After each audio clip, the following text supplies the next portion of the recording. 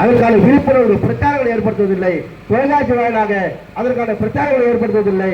மேடையில் நாடக மேடைகளை உருவாக்கி அதற்கான தீர்மானம் கொடுத்து விழிப்புணர்வு பிரச்சாரங்களை ஏற்படுத்துவதில்லை. இப்படி தொடர்ந்து இந்த சமூக மக்களுக்கு அநீதி ஏற்படுகிறது சொன்னால், ஆதிக்க சாதி வெறியர்களால் இந்த சமூக மக்களுக்கு அநீதி ஏற்படுகிறது சொன்னால் அதற்கு காரணம் தமிழக அரசின் கீழ் இயங்கக்கூடிய மாவட்ட ஆட்சியர்களும் காவல்துறை கண்காணிப்பாளரும் காவல் ஆணையர்களும் காவல் உதவி ஆணையர்கள் டிஎஸ்பி போன்ற இவர்களால் தான் இந்த சமூக மக்களுக்கு மிகப்பெரிய பாதிப்பு ஏற்படுகிறது என்பதை குற்றச்சாட்டாக வைத்து இனி வரும் காலங்களில் பட்டியல் சமுதாய மக்களுக்கு தமிழக அரசும் தமிழக அதிகாரிகளும் எங்களுக்கு எதிராக செயல்படுத்துகிறது என்று சொன்னால், ஒட்டுமொத்தமாக நாங்கள் ஆதிக்க சாதி வரிகளை ஏற்று போராட விரும்புகிறோம்.